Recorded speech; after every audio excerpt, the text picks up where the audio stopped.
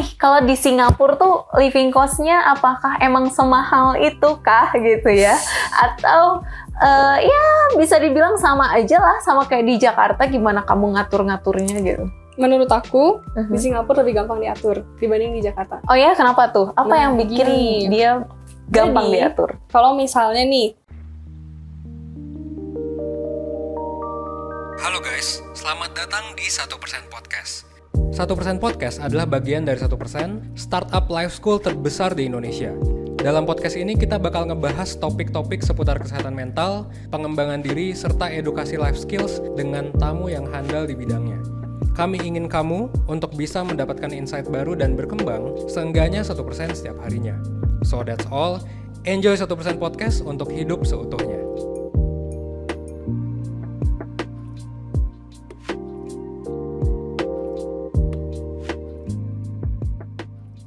Halo semuanya, balik lagi di 1% Podcast. 1% adalah media edukasi life skills yang mengajarkan ilmu-ilmu penting yang tidak diajarkan di sekolah untuk mencapai hidup yang seutuhnya. Hari ini kita podcastnya bareng sama Evans Travel Guide juga, yaitu sebuah platform untuk membagikan tips and trik seputar traveling, hidup di luar negeri, ataupun yang mau kuliah dan juga kerja di luar negeri, itu bisa di Evans Travel Guide. Jadi teman-teman jangan lupa ya untuk follow Instagramnya dan juga TikToknya di @evanstravelguide.id. Dan podcast hari ini juga kita kerjasama bareng sama Blue by BCA Digital nih buat ngomongin luar negeri, buat ngomongin Singapura hari ini bareng sama Sheila dan Aiko di sini. Halo Aiko, apa kabar? alhamdulillah baik. Alhamdulillah baik ya. Jadi Aiko ini temenku waktu SMA ya. Kita temen SMA, SMP juga. Ya. Dan akhirnya Aiko sempat tinggal di Singapura. Udah berapa lama berarti Ko tinggal di Singapura in total? Selama kuliah aja sih setahun. Setahun ya, setahun. Oke. Nah, kita mau ngomongin Singapura nih dari awal sih. Jadi, kita tuh pengen tahu kayak Singapura tuh kota atau negara yang kayak gimana sih gitu. Oh, gitu ya. Nah, pertanyaan pertama mungkin kita mengacu dulu kepada pertanyaan yang besar banget nih. Singapura tuh kota sibuk bukan, Koy? Singapura sibuk gak ya? Sibuk sih, lebih ke apa ya? Fast pace ya. Jadi mereka selalu ada yang dilakukan gitu loh. Produktif iya. Jadi misalnya kalau kita kerja nih 8 jam di sana itu bisa ngasilin lebih banyak mungkin ya. Karena mereka cepat itu, terus habis itu dari culture-nya juga cukup individualis mungkin kalau lagi kerja ya, tapi menurut aku efektif juga karena kayak mereka maksimalin kayak sekarang itu kita udah bisa pakai WFH kayak gitu kan, jadi mereka maksimalin itu juga. Kayaknya udah cukup banyak kantor di Singapura yang pakai hybrid dan terutama untuk yang bagian IT kan di sana banyak banget kan yang bagian IT-nya. Nah, jadi kayak gitu sih kalau soal sibuknya. Terus pagi-pagi MRT ramai ya. Tapi kalau dibilang karena sibuk terus jadi acuh tuh enggak. Oh, gimana tuh kalau nggak jadi acuhnya tuh maksudnya? Mereka sibuk, individualis iya, tapi nggak yang cuek sama lingkungan sekitarnya gitu loh. Dan mereka kan patuh sama aturan juga kan, jadi rapih ya. Nah, sama kalau misalnya mereka ngeliat ada orang yang kesulitan pas di tempat umum, mereka tuh nggak diem. Mereka nggak diem, nggak ada yang gimana ya, cuman ngeliat aja atau gitu tuh nggak ada. Mereka semua pasti ngebantuin. Kalau udah ada yang ngebantuin ya mungkin yang lain pergi. Tapi kewajibannya udah ada kan yang datang pas itu. Nah, aku kayaknya di sana nggak pernah ngalamin ini deh, susah sendiri gitu tuh nggak pernah. Karena misalnya aku jatuh atau apa gitu pasti ada orang yang bantu gitu.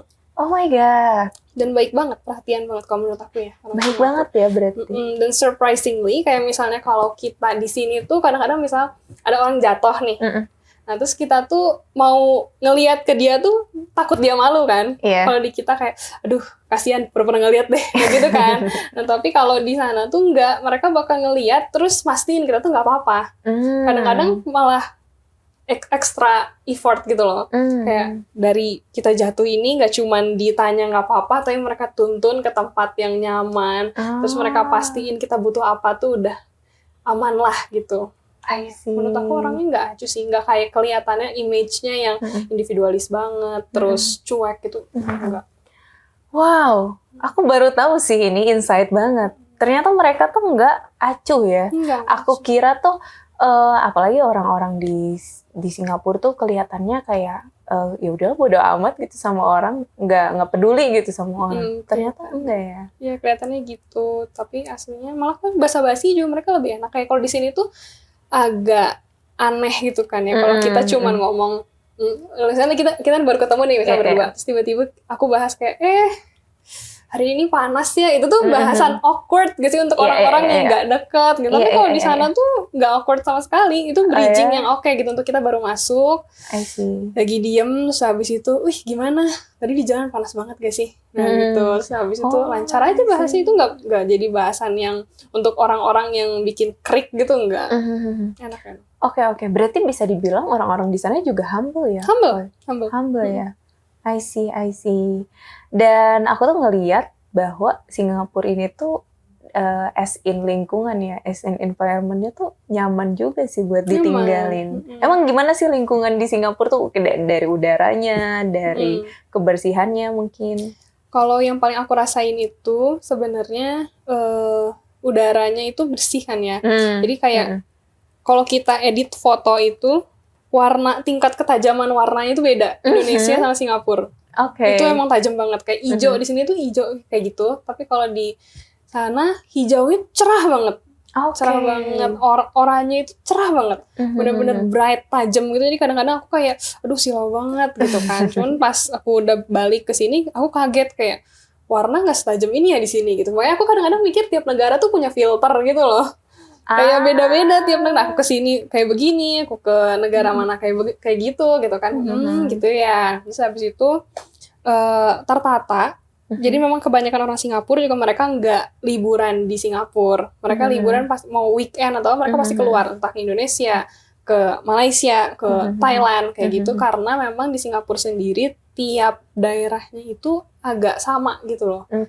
Jadi nggak ada yang beda-beda. Emang kan wilayahnya juga kecil. Terus tertata banget. Jadi tertata banget itu lebih ke daerah Singapura yang di ujung, misalnya Changi itu sama ke Jurong itu nggak beda jauh. Nggak beda jauh, itu padahal ujung ke ujung tapi nggak ada bedanya. Jadi kayak bisa jadi bosen sih di sana. Mungkin untuk kalau kita pengen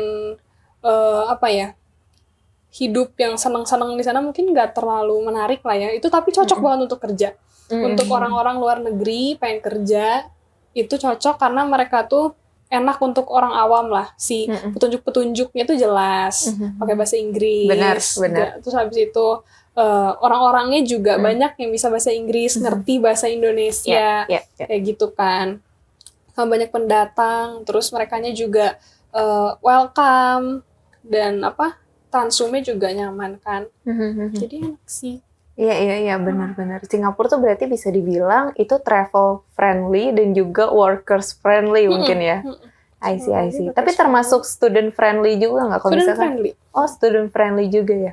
Karena di sana transportasinya enak banget sih. Transportasinya enak banget. Terus kan concern utamanya orang tua itu ke keamanan kan. Benar, keamanan. Itu keamanan. dia. Apalagi kalau aku nih perempuan, orang tua aku pasti khawatir dong. Gimana nih anak aku di sana sendirian gitu kan. Tapi di sana aman banget. Bahkan kayak di apartemen aku tuh pintu dibuka seharian, malam bahkan pas kita tidur dibuka itu, aman aja, nggak ada masalah. Terus habis itu misalnya aku lagi di tempat makan nih, food court, di sana disebutnya hawker, di sana terus aku simpen HP aku aja, terus aku pakai HP aku buat nge-book kursi di situ gitu. Ya aku jangan pergi jauh-jauh juga, cuman aku simpen di situ tuh aman gitu, nggak ada masalah. Aku tinggalin dulu laptop aku mau buang sampah, itu tuh aman. Beda sama di Indonesia kan, agak harus waspada gitu. Kita tinggalin laptop, makanya pas waktu pertama kali datang balik lagi ke sini, itu tuh agak jet lag gitu loh. Aku tinggalin tas aku di meja, terus aku beli apa gitu kan. Akhirnya aku dimarahin sama saudara aku kayak, ini Jakarta, bukan Singapura. Oh iya bener. I see. Tapi berarti secara keamanan tuh mereka lumayan aman ya negaranya. Aman banget. Malah katanya paling aman deh. Aku nggak tahu berapa. Oke. I see. Dari kemarin tuh kita soalnya podcast soal travel juga ngomongin keamanan itu sih. Kadang kan kayak ya namanya apa ya, kecurian gitu. Terus habis itu apalagi yang sampai serem lagi tuh kayak sexual harassment yang kayak gitu-gitu. Tapi di Singapura so far aman ya? Aman banget sih. Aman banget ya. Aku ya. Oke. Tapi ada tantangan nggak, Aiko, kalau misalkan kita tinggal di Singapura gitu? Tantangannya apa tuh kira-kira? Tantangannya mungkin kalau aku sih ya, tapi kan aku kan kuliah ya, jadi tantangannya beda gitu loh. Oke. Kalau aku tuh lebih ke ini sih, diversity di kelas kalau aku. Nah, itu kan kayak teman-teman aku tuh banyak yang dari mainland China. Nah, kan. Jadi untuk komunikasi mereka memang bisa bahasa Inggris, tapi kadang-kadang ada beberapa percakapan yang sulit gitu kan. Nah, akhirnya mereka pakai bahasa asalnya. Nah, pas itu yang agak jadi challenging karena aku nggak ngerti nih mereka ngomong apa, dan aku minta mereka ngomong pakai bahasa Inggris pun kadang-kadang kan agak sulit ya, susah kan mereka juga buat ngejelasin. Aduh, gimana ya? Gini, tar deh coba kita jelasin setelah beres. Nah, gitu loh. Itu yang menurut aku agak challenging-nya karena aku ngerasa jadi di proses diskusinya itu ada bagian pengalaman belajar yang gak aku dapat gitu. Karena aku nggak di-include pas di situ. I see. Gitu. Ya. Cuman kalau dari as an environment gitu. Environment-nya aku nggak ngerasain terlalu banyak challenge sih ya di sana. Karena di sana aku juga ngobrol sama teman-teman aku yang dari luar Singapura, terus aku tanya kira-kira ada challenge gak sih selama kamu stay di Singapura? Terus mereka menurut aku nggak ada, karena pertama itu lagi orang Singapura itu mereka peduli, tapi mereka nggak ngurusin urusan orang. Jadi kita nggak banyak terganggu gitu. Nah, terus habis itu yang kedua tempatnya juga travel friendly dan student friendly gitu kan. Jadi kita nggak, walaupun kita dari culture yang berbeda, tapi di sana tuh nggak ada penduduk aslinya gitu. Walaupun penduduk aslinya mungkin memang orang Melayu ya. Nah, cuman di sana udah tercampur banyak, jadi kayak ya udah mereka udah biasa sama orang asing, orang yang budayanya beda-beda itu udah normal lah, nggak bikin mereka kaget gitu. I see. Jadi kalau dari situnya sih challenge mungkin nggak terlalu banyak ya, nggak terlalu banyak, lebih ke ya itu aja, tergantung tiap orang ini kondisi tempat kita adanya gitu. Kalau aku kan sekolah, environment aku di sekolah kayak gimana, challenge-nya apa. Nah, mungkin orang-orang yang kerja mungkin beda lagi, misalnya dari pronunciation di sana gitu kan, challenging buat mereka karena mereka harus ngerti perintah yang dikasih ke mereka apa, tapi aduh ini aksennya susah nih, nah gitu mungkin ke situ gitu kan. Terus habis itu jam kerja juga, karena kan di sana tuh lumayan ini ya, kalau kerja tuh mungkin bisa dibilang mereka karena sibuk juga kan, sibuk, dan produktif. Itu, jadi lumayan strict ya kayak gitu kan. Nah, mungkin sama pace kerjanya lah, mereka harus menyesuaikan diri gitu, beda sama di Indonesia. Nah, ekspektasinya 8 jam itu udah beres sekian, tapi biasanya kita cuma segimana, nah gitu. I see. Ya. Berarti nggak terlalu banyak tantangan karena Singapura aja tuh emang udah deket sama Indonesia. Terus habis gitu mungkin kita culture-nya nggak terlalu jauh sama mereka. Nggak beda jauh, dan di sana juga udah bercampur banyak. Jadi kayak paling kalau kita sulit menerima perbedaan aja sih, yang jadi mungkin agak menantang, kayak aduh aku ngerasa benernya kayak begini nih, tapi kenyataannya kan yang benar buat kita belum tentu benar buat mereka, ya mungkin kita cuma beda aja, gak masalah gitu. I see. Berarti kita juga harus memang menyesuaikan sama orang-orang di sana dengan tadi pace yang mungkin berbeda sama kita, terus culture-nya juga berbeda-beda karena udah nyampur juga dan juga lainnya gitu ya. Fleksibel lah, coba fleksibel, adaptasi kayak gitu. I see. Wah, menarik banget nih. Nah, ngomongin juga Singapura nih. Di Singapura tuh yang paling ditekanin juga tuh adalah public transportation-nya, ya enggak sih? Gampang banget ke Singapura tuh, kayak mau kemana-mana bisa naik MRT, bisa naik bus gitu, dan juga yang lainnya gitu. Tapi segampang apa sih sebenarnya transportasi umum di Singapura gitu, Aiko, kalau misalkan boleh digambarin ke teman-teman di sini? Gampang banget sih, gampang banget. Kayak maksudnya, banget ya. kamu nggak akan pernah tersesat sih kalau menurut aku di sana. Bahkan aku pun misalnya bawa orang dari Indonesia nih ke sana, aku harus tinggal dulu karena aku ada urusan. Itu tuh nggak mengkhawatirkan, karena aku tahu mereka nggak akan kemana-mana. Pertama wilayahnya kecil, transportasinya juga connect banget. Kayak ada berapa ini ya, 5 line untuk MRT gitu kan, dan itu semua nge-reach ke seluruh wilayahnya gitu kan. Terus habis itu bis juga di mana-mana ada. Nah, stops itu antar stops kayak jaraknya paling cuma 300 meter, deket-deket banget antar stopsnya. Jadi kayak misalnya taruhlah kamu salah nih naik bis dan akhirnya kamu ke bawah kemana, ya kamu turun aja terus cari naik bis apa. Kalau amannya sih pakai Google Maps ya gitu, atau pakai Maps ya, gitu kan, Maps digital. Nah terus habis itu nanti dilihat kemana arahnya, atau kalau misalnya lagi nggak ada internet ya kita baca sih map yang ada di sananya, kira-kira rutenya kemana ya. Oh ini kayaknya aku deket ke daerah sini deh, coba naik ini, nanti naik ini, turun di tempat yang aku familiar, habis itu aku naik bis yang aku tahu ke arah aku gitu. I see. Berarti di setiap stasiun atau di setiap terminal tuh pasti ada maps-nya ya? Ada sih rutenya ini kemana, terus nanti misalnya si bis A ini turun di stasiun MRT apa aja. Itu kan membantu banget kan, kalau kita kesasar ya udah naik aja gitu, turun di stasiun MRT naik ke MRT terdekat di aku, terus naik bis yang aku kenal. I see. Iya. Udah travel friendly, terus enak juga lingkungannya, dan kayaknya worth it buat coba tinggal di sana sih. Worth it sih. Worth it ya. Nah, tapi aku mau tahu juga nih motivasi Aiko nih waktu pertama kali milih Singapura tuh kenapa sih milih Singapura pada akhirnya ya? Oke. Kalau aku akhirnya milih Singapura itu lebih karena kan aku ngambil jurusan itu Human Capital Management and Analytics ya. Nah, aku coba cari di kampus-kampus lain, aku daftar juga di UK kan. Nah, cuman pas aku lihat si kurikulumnya, menurut aku yang paling inovatif lah, kan itu yang NUS, karena mereka masukin juga tentang AI, tentang teknologi, tentang analytics, yang itu tuh bakal kepake banget lah sekitar 10 tahun ke depan gitu kan. Nah, terus habis itu mereka juga spesialisasi di wilayah ASEAN. Tuh aku bakal kerja ke Indonesia kan, aku bakal balik ke Indonesia. Jadi aku pasti harus tahu gimana nih wilayah ASEAN itu, Asia Tenggara, terus habis itu wilayah Cina itu dibahas di sana.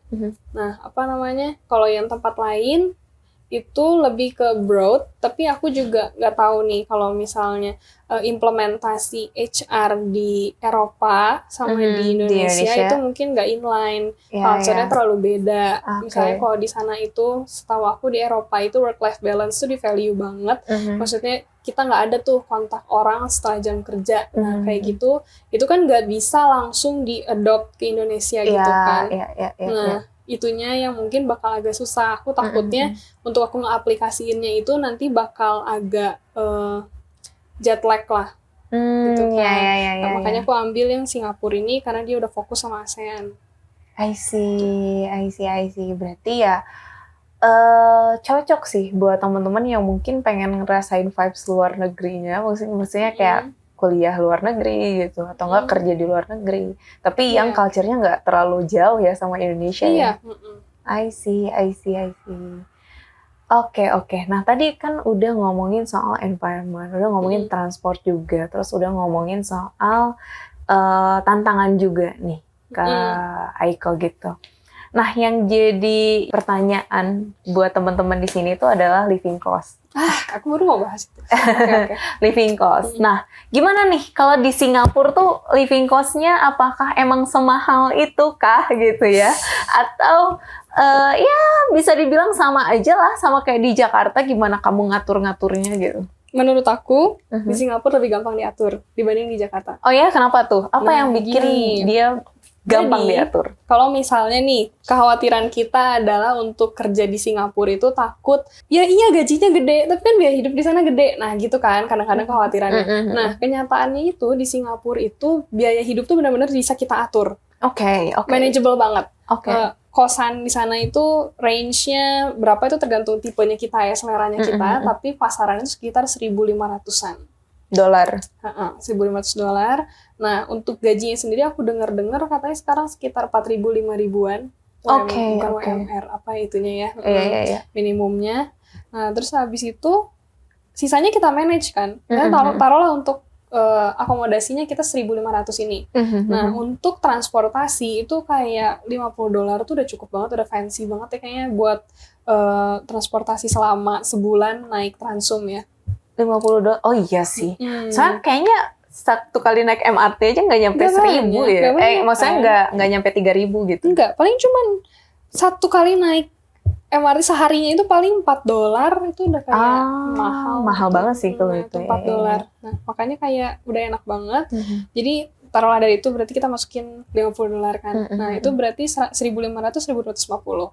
Nah, terus habis itu kita ini juga makan dan lain-lain itu bisa diatur-atur. Nah, yang bikin aku suka adalah karena di sana itu makanan sehat itu nggak terlalu mahal. Makanan sehat di sini tuh maksudnya buah-buahan, sayur-sayuran, itu tuh nggak terlalu mahal. Nah, kalau aku waktu itu misalnya aku pengen cari snack tapi aku tuh ngerasa kayak aduh sayang banget kalau aku beli snack. Yaudah aku beli snack itu buah-buahan, aku beli anggur segala macam, dan itu paling harganya $3. Asalkan kita nggak beli makanan buah impornya ya, yang kayak strawberry Korea gitu, itu emang jelas mahal. Nah, cuman kayak jeruk, anggur itu pasarannya sekitar $1-3 yang satu pak gitu. Nah, itu enak, itu aku bisa pakai buat seminggu untuk snack-snackannya aku gitu kan. Nah, terus makanan-makanan paling kalau kita ambil dari hawker itu $4 sampai $6 kayak gitu. Nah, jadi biasanya kalau alokasiin itu aku alokasiin untuk akomodasi $1.000, terus habis itu untuk makan $100, untuk transportasi itu aku ambil 50, terus untuk paket data itu aku ambil internet $30. Nah, itu sisanya ya udah aku pakai buat main-main. Untuk main, habis itu sisanya aku tabung. Itu udah lumayan banget sih. Sisanya juga enak. Nah, beda sama di Indonesia. Kalau di Indonesia, menurut aku gaji sama biaya hidupnya itu kurang seimbang. Biaya hidupnya naik terus, tapi untuk gajinya itu kan nggak terlalu banyak naiknya ya. Nah, misalnya untuk kamar yang layak di Jakarta itu, pasarannya sekitar 1,5 sampai 2 juta. Itu pun layak aja gitu. Bukan nyaman, layak aja. Itu sampai segitu. Tapi pasaran gajinya berapa? 4 juta, 5 jutaan kan. Nah, kayak gitu. Itu belum makan. Terus di sini kan Transumnya juga masih belum terlalu memadai. Walaupun memang di Jakarta udah ada MRT segala macam, tapi nggak semua kosan itu dekat sama MRT. Jadi kadang-kadang masih harus pakai lagi untuk pakai bis. Nah, sementara naik bis ini sama naik ini kadang-kadang naik ojek online ini kan beli waktu ya kita. Beli waktu, sementara naik bis itu misal bisa 1 jam karena macet. Akhirnya banyak orang yang lebih pilih naik ojek online. Nah, kayak gitu. Jadi kayak kurang seimbang lah untuk kehidupan yang layaknya. I see. Nah, stigma bahwa Singapura itu adalah mahal. Ya karena juga mereka bisa ngasih salary yang seimbang juga mungkin ya.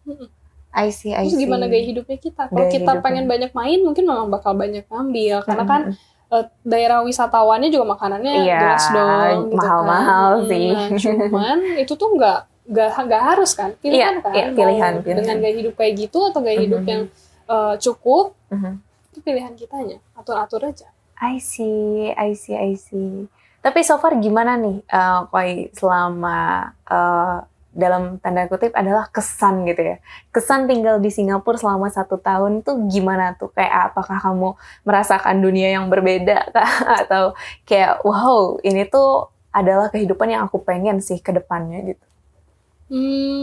Kalau di sananya sih enak sih, nyaman gitu kan. Dan aman juga. Cuman memang ada waktunya kita bakal capek banget tuh. Capeknya tuh lebih karena di sana tuh semua tempat tuh sama. Terus kita di sana capek, taruhlah kerja gitu kan. Terus ngelihat kayak kadang-kadang tuh drain gitu ngelihat kita draining. keluar kerja dan ngelihat lingkungan yang sangat seragam. Kayak jalanan tuh kayak gitu, semua jalanan di negara itu tuh kayak gitu, nggak ada yang beda, nggak ada keunikan tiap wilayah. Kita mau mau coba liburan ke tempat yang lebih alam, tapi aku udah tahu alam di Indonesia kayak gimana. Ekspektasi aku udah terlalu tinggi gitu. Nah, jadi pasti kalau misalnya kita suka slow living, kita suka jalan-jalan ke alam pas weekend atau kayak gitu, mungkin kurang cocok. Mungkin bakalan lelah lah di sana. Sama karena kayak kemana-mana kok gini aja ya. Tapi kalau kamu tipikal orang rumahan mungkin itu bakal cocok banget karena kayak ya udah di sini tuh semua convenient loh, ada banget. Kita mau ke restoran itu tinggal naik Transum, tapi orang yang rumahan juga jarang ke restoran. Mereka paling beli makanan terus masak di rumah. Nah itu tinggal ke convenience store. Convenience store deket kan, jadi kayak itu tergantung tipikal orangnya juga sih. I see. Nah, dengan gaya hidup itu juga kita harus seimbangin juga sih kalau sama payment methodnya kita kali ya. Maksudnya kayak di MRT terus di convenience store juga gitu. Itu kan maksudnya kayak nggak mungkin kita terus-terusan cash, apalagi kayak kembaliannya tuh ada receh-recehan juga kan. Kita tenteng-tenteng juga akhirnya cuman masuk celengan gitu.